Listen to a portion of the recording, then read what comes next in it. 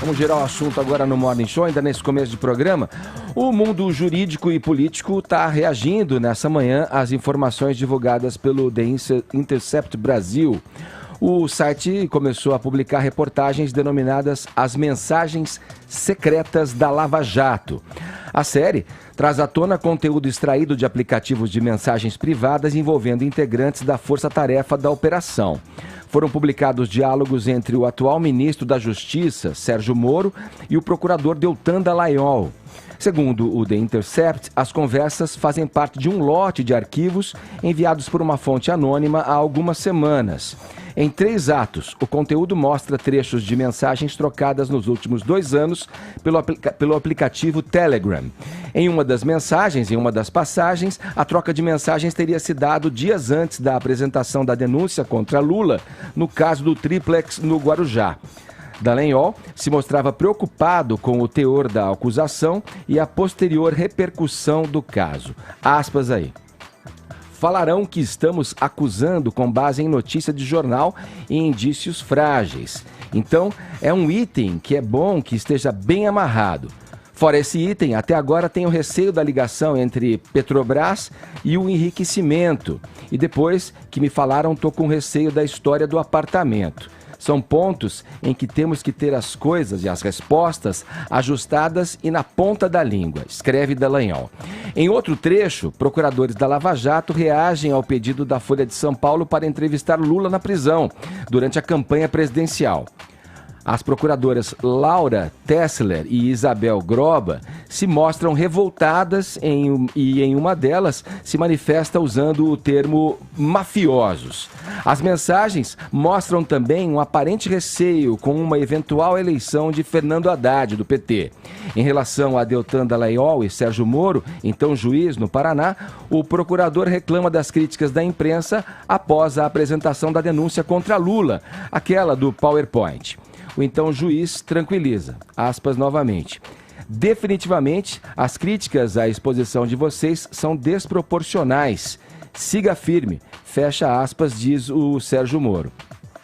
Em um outro diálogo entre os dois, o site dá a entender que houve a interferência na investigação. Em uma das conversas que ocorreu depois da decisão do Supremo de soltar Alexandrino Alencar, então diretor de Relações Institucionais da Odebrecht, é possível ler o seguinte. Deltan Dallagnol escreveu para Sérgio Moro, aspas, caro, STF soltou Alexandrino. Estamos com outra denúncia a ponto de sair e pediremos a prisão com base em fundamentos adicionais na cota. Seria possível apreciar hoje? Moro respondeu, não creio que conseguiria ver hoje, mas pensem bem se é uma boa ideia, fecha aspas. Após a conversa, o coordenador da Lava Jato comunicou aos colegas a posição do juiz. Ainda no aplicativo de mensagem, um mês depois, o atual ministro questiona o procurador sobre a iniciativa de recorrer das condenações. Enquanto Dallagnol tenta impedir a execução da pena, o magistrado pensava o oposto. Já em 21 de fevereiro de 2016, em mensagem direta ao procurador, Sérgio Moro sugere uma inversão na ordem de 2 operações que estavam planejadas pelo Ministério Público Federal. O site The Intercept Brasil alega que mais reportagens serão veiculadas e que possui chats, áudios, vídeos, fotos e documentos como material. Vamos lá, Vini, vamos tratar da repercussão desse caso. É um caso que traz uma movimentação no setor jurídico e no setor político brasileiro nesse início de semana, né? Caiu aí, né, nas mídias e no próprio Intercept, publicado aí durante esse fim de semana. Vamos lá, o que dizem aí Sérgio Moro e o Ministério Público Federal, mais especificamente aí na Força Tarefa, a respeito desse caso divulgado pelo site The Intercept Brasil? E logo depois da divulgação da reportagem, várias hashtags no Twitter acabaram sendo impulsionadas, como hashtag Vaza Jato, hashtag Eu Apoio a Lava Jato, hashtag Eu Apoio o The Intercept. Então a repercussão acabou sendo enorme e o ministro da Justiça, o Sérgio Moro, fez um tweet acompanhado de uma nota oficial. No tweet ele fala que é muito barulho por conta de uma publicação por site de supostas mensagens obtidas por meios criminosos de celulares de procuradores da Lava Jato. Leitura atenta revela que não tem nada ali, apesar das matérias sensacionalistas. E na nota oficial que ele divulgou, ele também complementa, dizendo que sobre supostas mensagens que me envolveriam, publicadas pelo Intercept, lamenta-se a falta de indicação de fonte de pessoa responsável pela invasão criminosa de celulares de procuradores, assim como a postura do site que não entrou em contato antes da publicação, contrariando a regra básica do jornalismo. Quanto ao conteúdo das mensagens que me citam, não se vislumbra qualquer anormalidade ou direcionamento da atuação enquanto magistrado, apesar de terem sido retiradas de contexto e do sensacionalismo das matérias que ignoram o gigantesco esquema de corrupção revelado pela Operação Lava Jato. Então essa foi uma nota oficial publicada pelo juiz Sérgio Moro. O Deltan Dallagnol também divulgou uma nota que, na verdade, ele compartilhou a nota emitida pelo Ministério Público Federal, que diz o seguinte, Edgar, que seus membros foram vítimas de ação criminosa de um hacker que praticou os mais graves ataques à atividade do Ministério Público, à vida privada e à segurança de seus integrantes. Eles afirmam que há tranquilidade de que os dados eventualmente obtidos refletem uma atividade desenvolvida com pleno respeito à legalidade e de forma técnica e imparcial. Eles emitem uma preocupação em que, uma vez ultrapassado todos os limites de respeito às instituições e às autoridades constituídas na República, é de se esperar que a atividade criminosa continue e avance para deturpar fatos, apresentar fatos retirados de contexto, falsificar integral ou parcialmente informações e disseminar fake news. Por fim, os procuradores da Lava Jato em Curitiba dizem que mantiveram ao longo dos últimos 5 anos discussões em grupos de mensagens sobre diversos temas, alguns complexos, em paralelo a reuniões pessoais que lhes dão contexto. Vários dos integrantes da Força Tarefa de Procuradores são amigos próximos e, nesse ambiente, são comuns desabafos e brincadeiras. Muitas conversas sem o devido contexto podem dar margem para as interpretações equivocadas. A Força Tarefa também lamentou profundamente pelo desconforto daqueles que eventualmente tenham se sentido atingidos.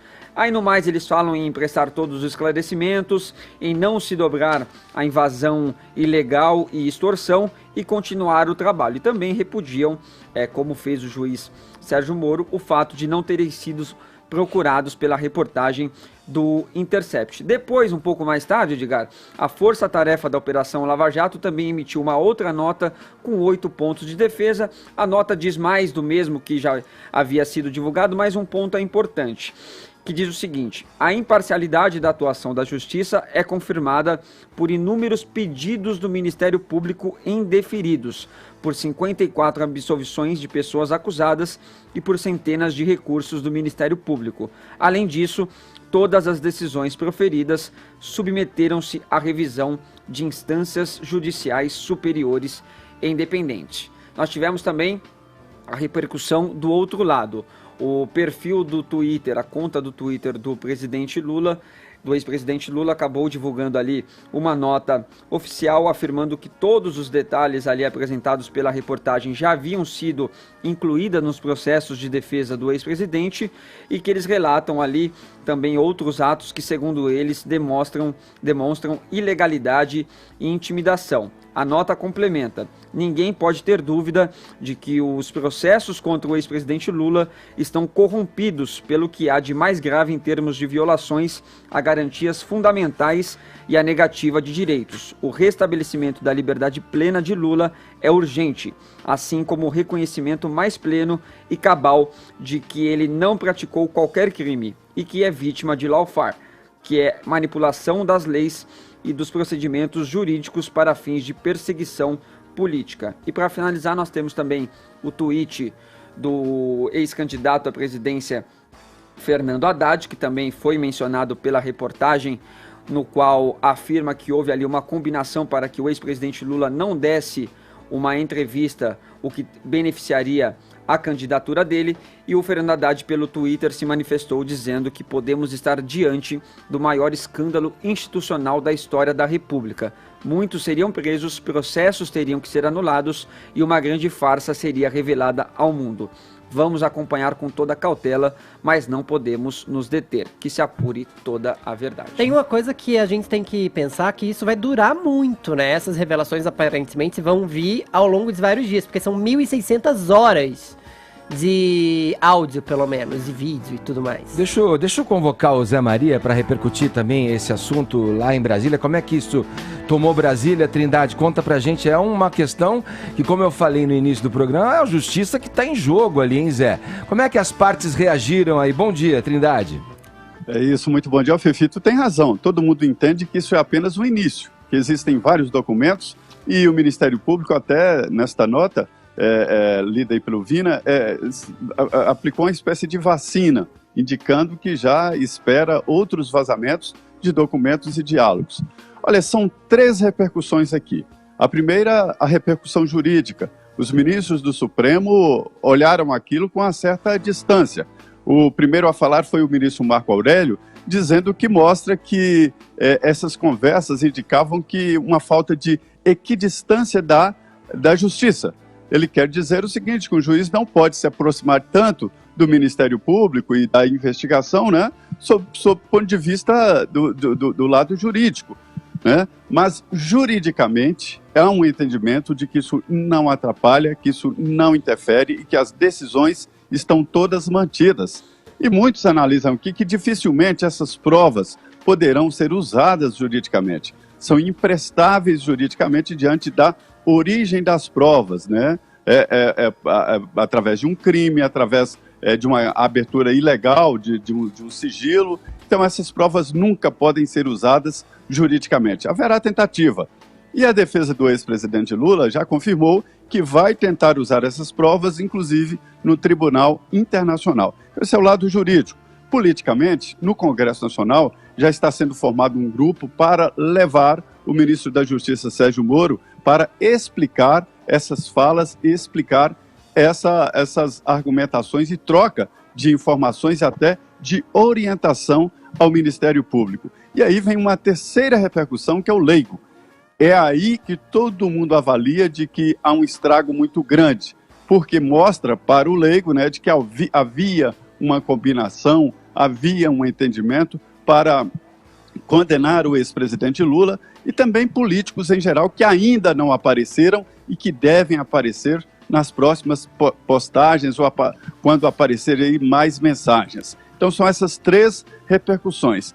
Edgar, é o seguinte, quando você vê de uma forma explícita o diálogo, até assusta, mas todo mundo aqui sabe que isso acontecia. Trata-se de uma força-tarefa. Quando é força-tarefa, há uma combinação, há um entendimento geral de que a lei tem que ser aplicada com a colaboração de cada um. Nós já falamos aqui, a força-tarefa, ela é composta, todo mundo vê muito a Polícia Federal chegando e tal, mas tem também auditores da Receita Federal, que isso é muito importante, eles fizeram um trabalho muito importante, a Polícia Federal, Ministério Público e o juiz Sérgio Moro. Não foi à toa, ele não apareceu de dia para a noite. Ele orientou-se um grupo importante que quebrou parâmetros e foi possível que a Lava Jato fosse adiante. Então não há surpresa. A surpresa é a crueza do diálogo, isso assusta principalmente o lado leigo, que é a disputa de todos por aqui. Mas força-tarefa é isso mesmo, é colaboração, cada um do seu lado. E a questão, Zé, embora você tenha usado o termo leigo aí, que assusta, né? Mesmo a alegação de estar fora do contexto, que são informações que não têm a força jurídica, como você colocou, talvez não possam nem ser usado quanto a isso, e mesmo fora de contexto, como alega o Sérgio Moro e o próprio boletim emitido pelo Ministério Público Federal, a conversa existe. né? O trecho, a fala e a frase são... Os trechos que tem ali são muito claros. Em vindo à tona, isso caminhando, e essas coisas forem sendo cada vez mais expostas, coloca uma questão, dá uma força, inclusive, para os adversários políticos seguirem falando e criticando no mínimo, aí, pelo que se tem até agora, uma decisão direcionada do juiz, que, como disse o Marco Aurélio Mello que você trouxe, deve manter um distanciamento aí dos fatos, e se só agir mediante a provocação, quando chegar ali. Ali existe, sim, alguma conversa que dá a entender que existe um alinhamento ali, um direcionamento, uma ação conjunta, poderia dizer até orquestrada, para que as coisas sigam de determinadas formas. E ali, com a fala do juiz. Caio estudou direito. Isso é evidente que o juiz tem que se manter distante de casos como esse, não? Não, em termos, Edgar, porque é o seguinte, com a revolução tecnológica, né, a oralidade dos despachos pessoais entre o julgador e o acusador, portanto, entre juiz e promotor, que se davam aí nos gabinetes, ela foi substituída pela privacidade dos aplicativos de mensagem. Portanto, trata-se de conversa privada, como sempre foi. E ainda tem aí a agravante colocada numa das notas lidas pelo Vini, da questão da proximidade, da amizade entre os membros da Força Tarefa. Esse episódio aí, batizado de Vaza Jato, ele é reflexo do apagão moral da esquerda, para usar uma expressão consagrada pela nossa colega Vera Magalhães. Isso aí é um mix de cegueira ideológica, jornalismo militante e antipatriotismo. A gente tem que chamar as coisas pelo que elas são. Eu sempre reitero isso. O que foi essa conversa entre o ex-juiz Sérgio Moro e o procurador Deltan Dallagnol? Eles falam sobre ações penais, né, e discutem a melhor estratégia para acusação e julgamento. De quem? De pais de família trabalhadores? Não, de bandidos, pô. Então, assim, é no máximo uma conversa criminal, não é uma conversa criminosa. Então são adjetivos aqui bem distintos. O criminal é relativo a crime, criminoso é relativo à prática do crime. Denota, inclusive, envolvimento no crime. E como bem trouxe aí o Zé Maria Trindade, a gente precisa lembrar o que é a Lava Jato. A Lava Jato é uma força-tarefa de combate ao maior esquema de corrupção da história, do Brasil não, da humanidade.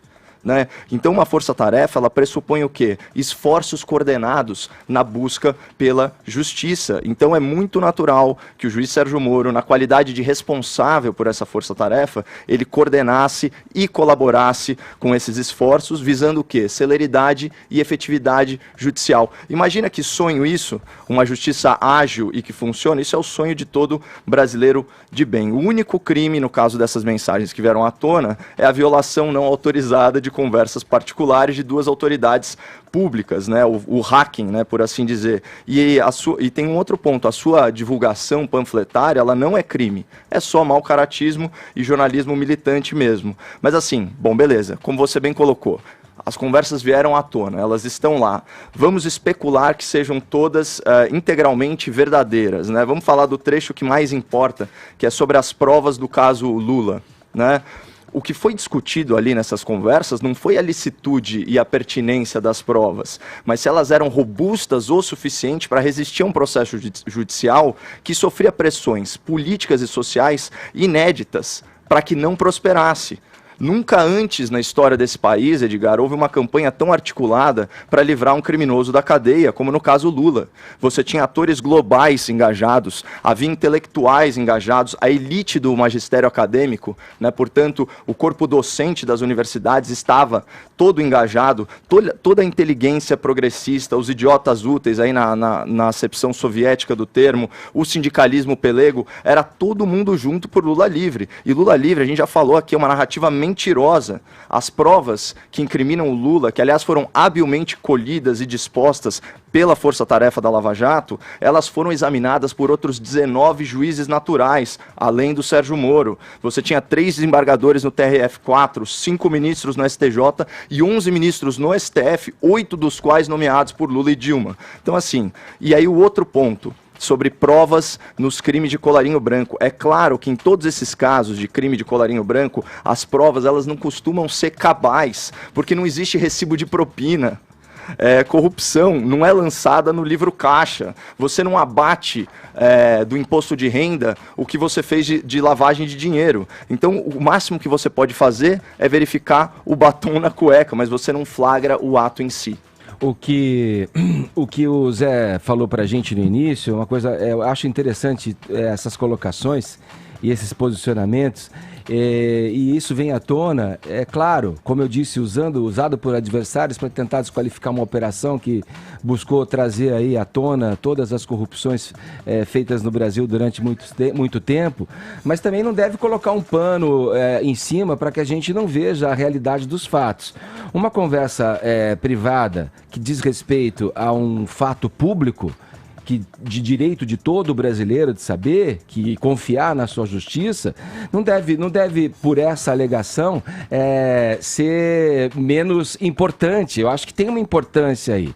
A mistura do público e do privado, que se falou e que se criticou tanto nos governos do PT, se faz nessas coisas mais comezinhas do dia a dia, nessas conversas de WhatsApp. Eu acho que a tecnologia vem para propagar as coisas e agilizar muitos processos, mas ela vem também para revelar, Caio, muito da natureza humana e muito das motivações que vão se tornando cada vez mais evidentes aos olhos da justiça de cada um. Cada um tem um senso por si da justiça. Eu acho que, por exemplo, você juntar uma vontade própria, você falou um termo aí, eu não acho que você pode robustecer uma prova a ponto de transfigurar essa prova ao seu bel prazer para atender um interesse teu. Isso é justiçamento, a gente já até falou aqui. Eu acho que tudo isso que vai ainda ser desenrolado a partir dessa bomba que veio, sei lá se isso vai ser realmente uma bomba, a gente vai entender logo mais, ela serve para a gente mostrar muito bem que esses termos utilizados muito comumente hoje em dia, o bem, o cidadão do bem, o mal, uma coisa que não diz, que não reza a minha cartilha é o mal, isso aqui é o bem, então eu estou do lado do bem. Trindade sabe muito bem disso, esse jogo acontece, Zé, e vem à tona exatamente nesses momentos comezinhos, como eu falei aqui, você se lembra muito bem, Trindade, na ocasião do vazamento, uma operação que, diga-se de passagem, vazou, inclusive naquele caso do Lula, que foi gravado a posteriori do limite legal das gravações, quando da tentativa de colocá-lo como ministro, Trindade. E aquilo lá foi então o quê? Foi ilegal, mas foi moral?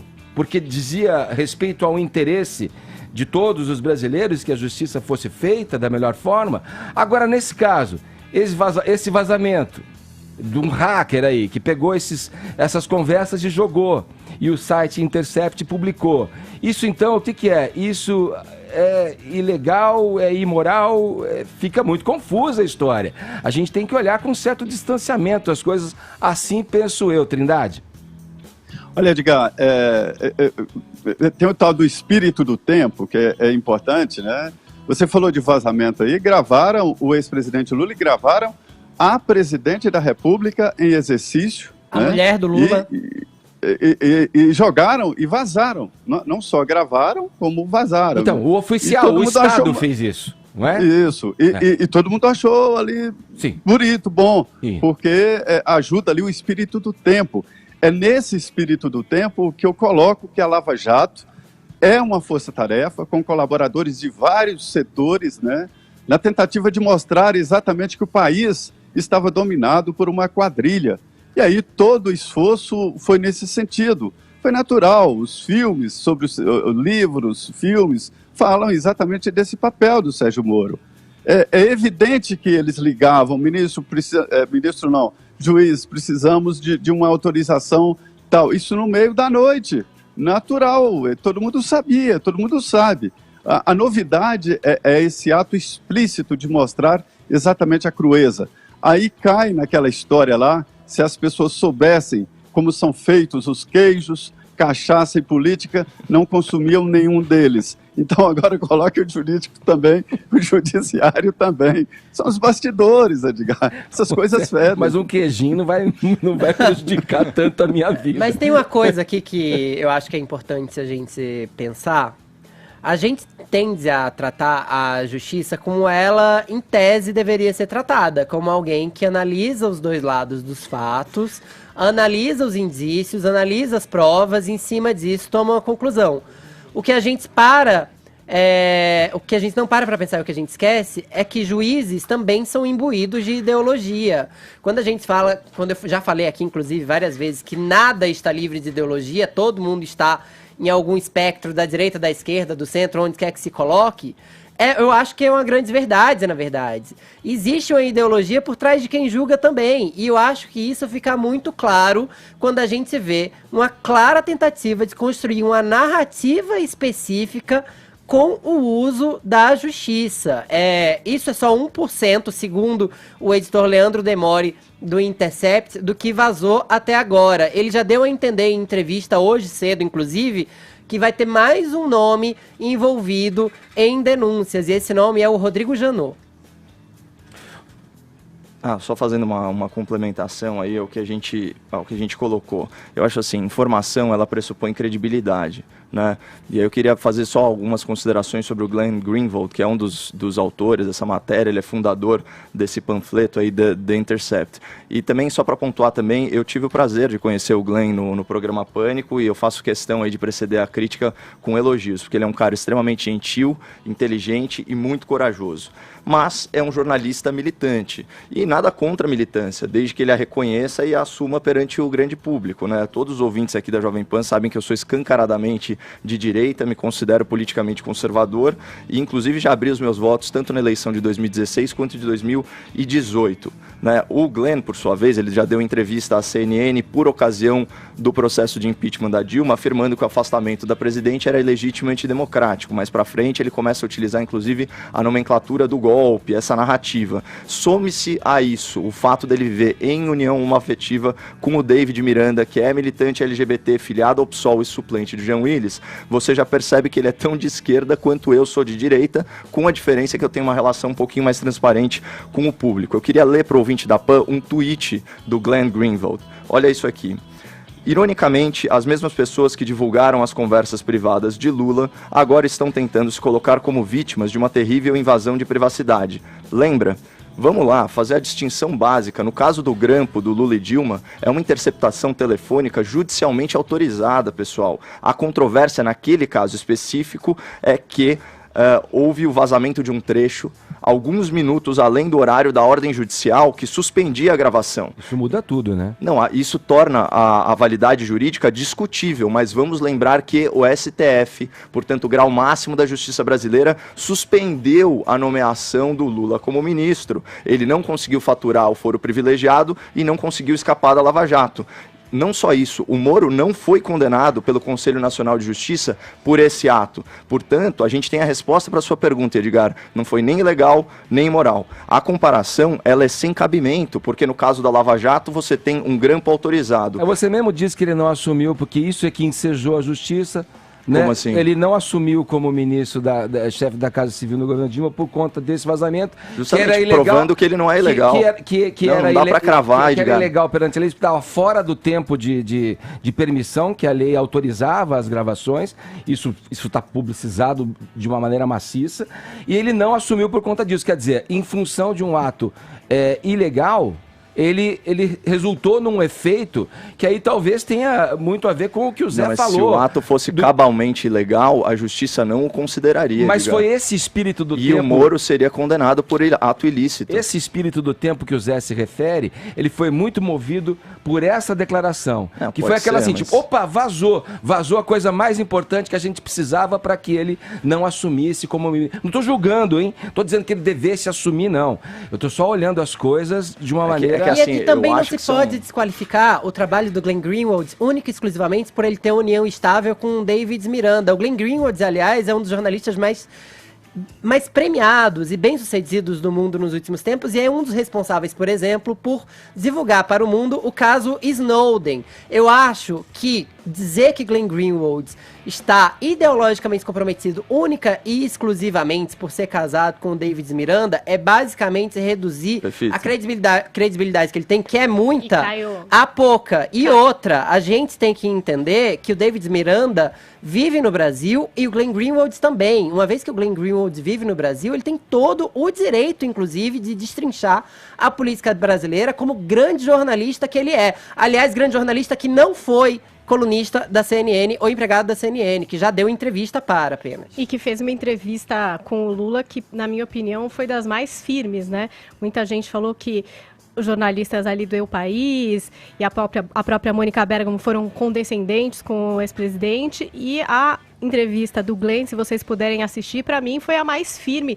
Ele bateu forte ali no presidente em várias questões e não posou de amiguinho, que é o papel do jornalista. Mas falar E o das último relações... ponto, só um último ponto, Caio, desculpa. O último ponto é o seguinte, por mais que a gente fale de relação homoafetiva do Glenn com o David, nada disso apaga o que é fato. A gente começa a se preocupar com esse tipo de perfumaria para desviar a atenção do que realmente interessa. O vazamento de mensagens que são, sim, escandalosas por parte do judiciário brasileiro. Não são Vamos focar nas mensagens? Não são escandalosas, e falar das relações pessoais é importante para traçar o perfil, mas vamos ficar no objetivo então. A verdadeira opinião do Glenn Greenwald, ela transborda nas suas manifestações públicas. Olha o que ele diz sobre essas autoridades que tiveram as conversas hackeadas. Abre aspas para o Glenn. Os promotores da Lava Jato não são vítimas, eles são o oposto. Qual é o oposto de vítima, Edgar? O oposto de vítima é agressor, é algoz. Agressor de quem?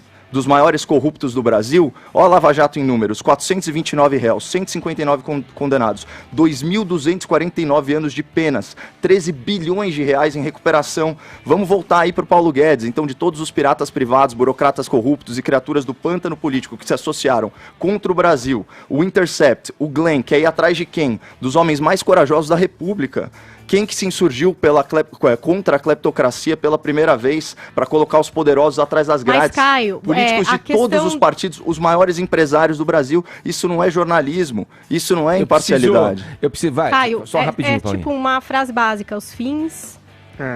Não justificam os meios. É claro que todo mundo acha incrível tudo que a Lava Jato fez, desmascarou, Exato. que tem muito bandido de fato preso, pessoas que Mas, realmente Paula, foram não tem culpadas. nada de legal na conversa do Deltan com o Moro. Caio, não só tem... você no mundo Paula. acha isso. Muita gente está questionando e eu acho que é válido o questionamento. Não quer dizer que ninguém é contra a Lava Jato ou os resultados dela. Eu, de fato, não sou. Paulinha, Acho incrível desmascarar esses criminosos, mas pela via legal, Rapidinho. da forma como é feito para todo e qualquer brasileiro. Eu preciso rapidamente vir, Rapidinho, eu senão acho que vai é cair a importante rede dizer aqui. que a reportagem do The Intercept não inocenta ninguém que a Lava Jato prendeu, mas joga ali uma mancha da forma que eles Corrupção. aceleraram Pode jogar, os meios isso. para justificar os fins. Isso. Trindade, vamos lá. Estamos com o tempo já na ponta da agulha. Para fechar, Zé.